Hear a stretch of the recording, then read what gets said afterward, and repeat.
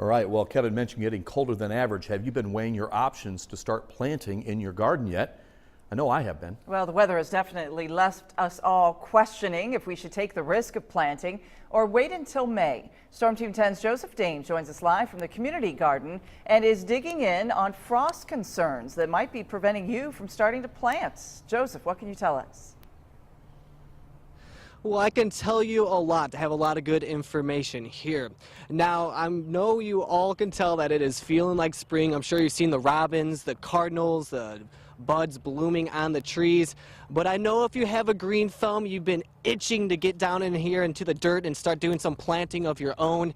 But Storm Team 10 is getting a lot of questions if it's okay to start doing some planting or if we should still be worried about the frost. So I have some information on that. Check it out. Tomatoes to flowers. You're ready to get out in the yard and tackle your garden. Or maybe you want to spruce up your landscape around the house with some fragile yet beautiful flowers.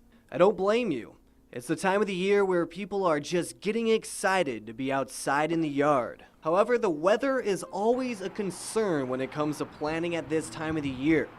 Are you worried about cold temperatures and frost? Well, here's a look at some of the average last frost dates and data from over the last 30 years from the National Weather Service. From Illinois to right here in Terre Haute, on paper, we have pretty much passed the median last frost date that could concern you. Over the last 30 years, anywhere from the 3rd to 4th week of April tends to be where the overnight lows sometimes drop to those frost and freeze levels.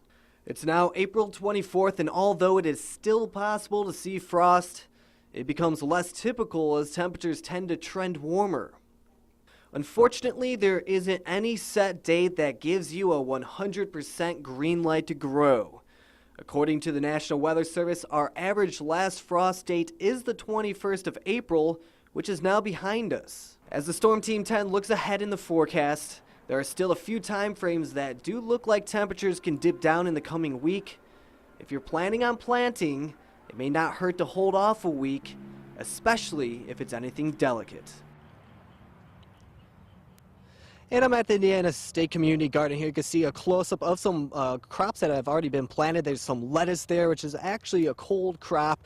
But if we look to the left just a little bit, we do have areas that are being covered too. So there have been some people that have gone out and done some planting already in their garden. I could tell you this, our average frost-free day is closer to right around May 15th, closer here in the Wabash Valley. We've actually seen a frost date back to May of 27th back in 1961. So it's still possible to see that frost through May. So if you want to maybe hold off a week, that might be a little bit better. But Mike, back to you in the studio.